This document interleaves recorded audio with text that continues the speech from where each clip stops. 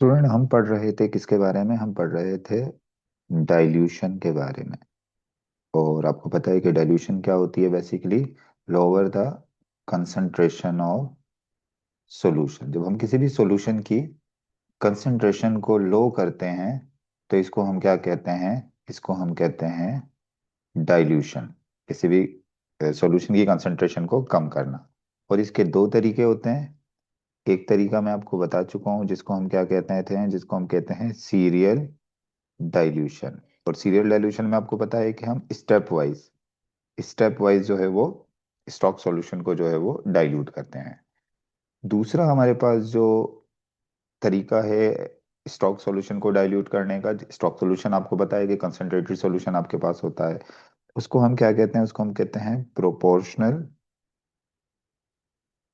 Dilution. उसको हम क्या कहते हैं? उसको हम कहते हैं प्रोपोर्शनल डाइल्यूशन। तो आज किसकी बात करेंगे? आज हम बात करेंगे किसके बारे में? प्रोपोर्शनल डाइल्यूशन के बारे में बात करेंगे। अब सबसे पहले देखें प्रोपोर्शनल डाइल्यूशन होता क्या है। तो प्रोपोर्शनल डाइल्यूशन में क्या कह रहा है?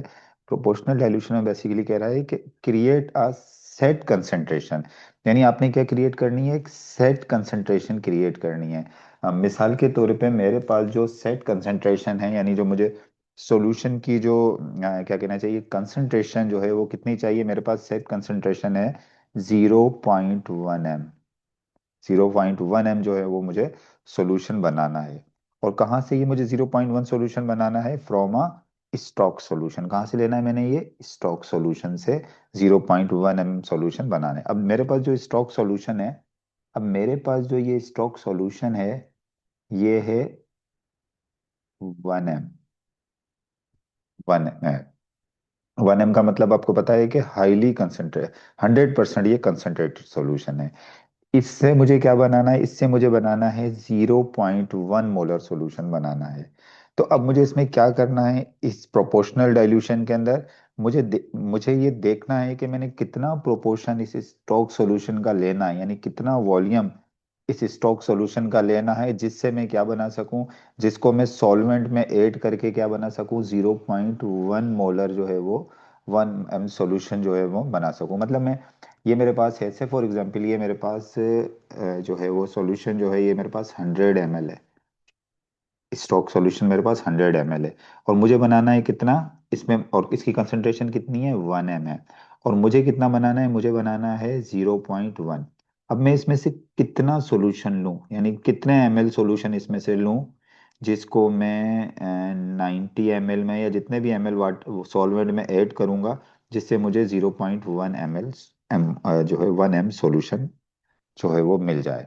तो प्रोपोर्शनल डाइल्यूशन आपको समझ में आ गया होगा। अभी मैं आगे मजीद जब इसकी एग्जांपल दूंगा तो आपको ये बात समझ में आ जाएगी कि क्रिएट अ सेट कंसंट्रेशन, यानी अब इसमें स्टेप वाइज नहीं है। आपकी जो सेट कंसंट्रेशन है, मतलब 0.1 m, ये आपने डायरेक्टली जो है वो स्टॉक सॉल्यूशन से जो है वो लेकर बनानी है। लेकिन आपको एडजस्ट करना पड़ेगा कि कितने पानी में आप कितना स्टॉक सॉल्यूशन मिलाएं तो 0.1 बन जाए, कितने पानी में आप कितना स्टॉक सॉल्यूशन मिलाएं तो 0.1 बन जाए। तो अब इसको जो है वो कैलकुलेट करने के लिए, जो स्टॉक वॉल्यूम ऑफ स्टॉक को जो कैलकुलेट करने के लिए, यानी कितना अपने स्टॉक सॉल्यूशन इसमें से लेना है, इसको कैलकुलेट करने के लिए जो है वो एक फार्मूला होता है, जिसको हम कहते हैं C1V1 is equal to C2V2। इसमें C1 क्या होता है? C1 होता है कंसंट्रेशन ऑफ स्टॉक सॉल्यूशन, यानी जो स्टॉक सॉल्यूशन है उसकी जो है वो कंसंट्रेशन आपके पास जो है वो कितनी है। C1 क्या है? Concentration of stock solution. आपको पता है स्टॉक सॉल्यूशन, यहाँ पर मैंने जो एग्जांपल दी थी, तो स्टॉक सॉल्यूशन की जो कंसंट्रेशन थी वो कितनी थी? 1 m थी। इसके बाद है volume of stock solution. Volume of stock solution, ये हमने मालूम करना होता है कि कितना वॉल्यूम हमें स्टॉक सॉल्यूशन का लेना है, यानी 0.1 बनाने के लिए कितना लेना पड़ेगा। और टारगेट कंसंट्रेशन हमारे पास कितनी है? हमें बनाना है 0.1 m का जो है वो सॉल्यूशन बनाना है। और फाइनल वॉल्यूम भी जो है वो हमें पता, फाइनल वॉल्यूम जो है हमारे पास वो कितना आ जाएगा? वो आ जाएगा 100 ml। तो अब ये देखें किस तरीके से, ये इसकी एग्जाम्पल जब आप समझेंगे तो उससे मेरे ख्याल से आपको ज़्यादा अच्छे तरीके से क्लियर हो जाएगा। अब आप देखें, मिसाल के तौर पे हमें बनाना है prepare 100 ml of 0.1 m solution. 0.1 molar solution आपने बनाना है 100 ml ऑफ, यानी 100 ml जो है वो आपने सॉल्यूशन बनाना है, और उसकी मोलरिटी कितनी होनी चाहिए, 0.1, यानी उसकी डाइल्यूशन कितनी होनी चाहिए, उसकी डाइल्यूशन होनी चाहिए 0.1। तो और सॉल्यूशन कितना होना चाहिए, सॉल्यूशन का वॉल्यूम कितना होना चाहिए, सॉल्यूशन का वॉल्यूम होना चाहिए 100 ml। अब आप देखें इसमें हम किस तरीके से इसको निकालेंगे इसका फार्मूला। अब हमें पता है कि हमें मालूम क्या करना है, हमें मालूम इसमें करना है V1। तो यहाँ पर हम फार्मूला लेंगे, V1 हमारे पास क्या हो गया, V1 हमारे पास हो गया जो हमें मालूम करना है, स्टॉक सॉल्यूशन कितना लेना है। C2 हमारे पास क्या हो गया, C2 हो गया टारगेटेड कंसंट्रेशन, टारगेटेड कंसंट्रेशन हमारे पास क्या है, 0.1 m। और V2 यानी जो फाइनल वॉल्यूम है, फाइनल वॉल्यूम जो हमें चाहिए, हमें कितना चाहिए, हमें चाहिए 100 ml। यहाँ पर है ना फाइनल वॉल्यूम, जो वॉल्यूम चाहिए हमें कितना चाहिए, V2 जो है वो क्या है, वो है V2 100 है।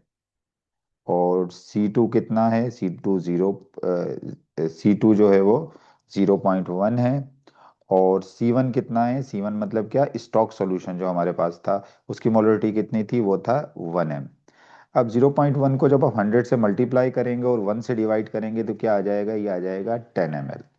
तो मतलब ये हो गया कि अगर हमें 100 ml 0.1 सॉल्यूशन बनाना है, तो हम क्या करेंगे, हम लेंगे 90 ml, हम सॉल्वेंट लेंगे, यानी ये जो सॉल्वेंट में ज़्यादातर हम वाटर इस्तेमाल करते हैं। तो 90 ml आप क्या लोगे, वाटर लोगे सॉल्वेंट के तौर पे।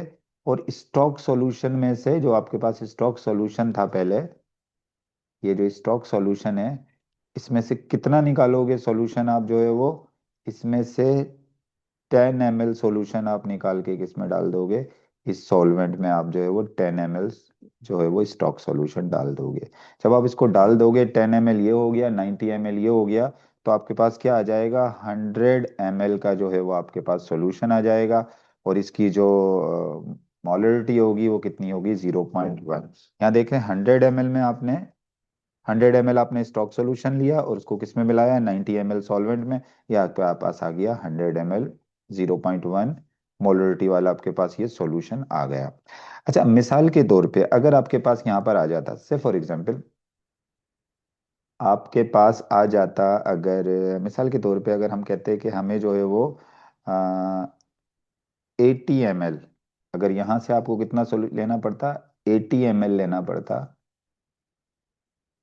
जो है वो 10 ml नहीं, सॉरी सॉरी, आपको 20 ml अगर यहाँ से लेना पड़ता स्टॉक सॉल्यूशन, तो यहाँ पर फिर जो है वो आपके पास जो अ, जो है क्या कहते हैं, V2 जो होता, V2 फिर आपके पास 90 नहीं होता, V2 फिर कितना होता, 80 होता, 80 में 20 मिलता तो कितना हो जाता है, ये 100। तो मेरा ख्याल से आपको क्लियर हो गया होगा। तो मैंने यहाँ पर प्रोपोर्शनल डाइल्यूशन को क्या बताया, कि create a set concentration. Proportional dilution में क्या करना है, आपने एक सेट कंसंट्रेशन क्रिएट करनी है directly from the stock solution. यानी मैंने आपको क्या बताया कि ये आपके पास स्टॉक सॉल्यूशन है, इस स्टॉक सॉल्यूशन से आपने जो है वो क्या बनाना है, 0.1 मोलर सॉल्यूशन इसमें बनाना है, 0.1 मोलर सॉल्यूशन बनाना है। लेकिन आपने एडजस्ट करना पड़ेगा कि कितना आप जो है यहाँ पर सॉल्वेंट लेंगे, और कितना यहाँ से क्या लेंगे, यहाँ से जो है वो आप कितना स्टॉक सॉल्यूशन लेंगे, जिससे आपको जो है ये कंसंट्रेशन मिलेगी। तो उसमें मैंने आपको बता दिया कि इसमें से जो है वो आपने फिर क्या किया है, जो आप लेंगे वो 0.1, सॉरी आप इसमें से जो है वो, यहाँ पर जिस तरीके से आप देख रहे हैं हमारे पास 10 ml आया है, यहाँ से 10 ml लेंगे, और किसमें वो ऐड करेंगे, 10 ml जो है वो आप ऐड करेंगे जो है वो 90 ml वाटर में, 10 m जो है वो, इसके बाद आपको वही कंसंट्रेशन जो है मिल जाएगी। तो आप ये देखेंगे, इसके लिए हमें बकायदा एक फार्मूला यूज करना पड़ता है, C1 = V1, C1V1 = C2V2। ये सब चीज़ें मैं पहले आपको बता चुका हूँ। फिर आपने अगर सिर्फ इसमें यहाँ V1 मालूम करना है तो C2V2 ऊपर चले जाएंगे और C1 नीचे आ जाएगा, आप इसको कैलकुलेट कर लें। अब पेपर में, अब आपने देखना है कि आपकी पीबीए में कैसा क्वेश्चन आएगा।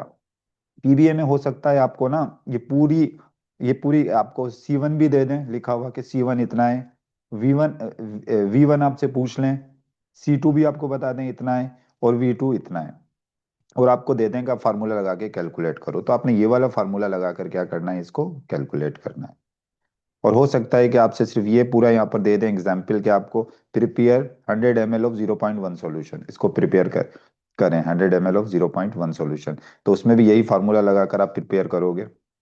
फिर एक और चीज आपसे पेपर में पूछी जा सकती है, इस एक्सपेरिमेंट में इंडिपेंडेंट वेरिएबल कौन से थे, डिपेंडेंट वेरिएबल कौन से थे, और कंट्रोल वेरिएबल कौन से होते हैं। मैंने आपको पहले बताया जो काज होता है किसी चीज का उसको हम डिपेंडेंट इंडिपेंडेंट वेरिएबल कहते हैं। जैसे यहाँ पर वॉल्यूम ऑफ स्टॉक सॉल्यूशन, जो स्टॉक सॉल्यूशन का वॉल्यूम था यानी 10 ml वॉल्यूम हमने जो ऐड किया था उसकी वजह से बना ना 0.1। उसी ने जो है वो अगर आप ज्यादा कर देते या उसमें थोड़ा कम कर देते तो ये डिस्टर्ब हो जाती। तो ये इंडिपेंडेंट वेरिएबल में आता है, सही है ना। ये क्या आ जाता है, ये वॉल्यूम ऑफ स्टॉक सॉल्यूशन किस में आ गया, इंडिपेंडेंट वेरिएबल में।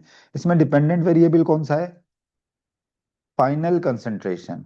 फाइनल कंसंट्रेशन जो हमारे पास आई थी, जो रिजल्ट आया था, यानी 10 ml को जब हमने 90 ml वाटर में मिलाया तो हमें 0.1 मोलर सोल्यूशन मिल गया। ये जो फाइनल चीज आई, जो इफेक्ट आया है इसका, ये क्या हो गया, ये हो गया डिपेंडेंट वेरिएबल। अच्छा, कंट्रोल वेरिएबल क्या होते हैं, जिनको हमें सेम रखना होता है, अगर हम उनको कम या ज्यादा करेंगे तो उससे रिजल्ट में फर्क आ जाएगा। तो कंसेंट्रेशन ऑफ स्टॉक सॉल्यूशन आपने 1 m है तो 1 m ही रखनी है, इसको जो है वो इसको नीचे नहीं लेके जाना है, सही है ना। फाइनल वॉल्यूम, फाइनल वॉल्यूम जो है जिस तरह से हमारे पास फाइनल वॉल्यूम यहाँ पर जो है वो, यहाँ पर फाइनल वॉल्यूम जिस तरीके से हमने देखा था कि यहाँ पर जो है वो फाइनल वॉल्यूम 100 ml था ना, हमें 100 ml फाइनल वॉल्यूम रखना था। उसको भी हम आगे पीछे करेंगे तो उससे भी जो है वो फर्क आ जाएगा। अगर आपने फाइनल वॉल्यूम जो है वो आपने जो है वो लास्ट वाला जो है उसमें कोई ज्यादा 90 की जगह पर 80 ml वाटर ले लिया या इस तरह से, तो उससे भी जो है वो आपका वो जो है वो क्या हो जाएगा, चेंज हो जाएगा जो है। और सेम सॉल्वेंट यानी सेम जो है वो आपने क्या रखना है, सॉल्वेंट रखना है। सेम सॉल्वेंट मतलब वाटर अगर इस्तेमाल किया है तो वाटर ही को इस्तेमाल करें। ऐसे नहीं कि आपने वाटर या कोई दूसरी चीज़ों को वाटर इस्तेमाल करें, वाटर के साथ कोई और सॉल्वेंट भी ऐड कर दें। एक जगह पर वाटर ऐड कर रहे हैं, दूसरी जगह दूसरा, तो एक ही आपने सॉल्वेंट ऐड करना है। और सेम टेम्परेचर, टेम्परेचर भी आपने एक ही रखना है।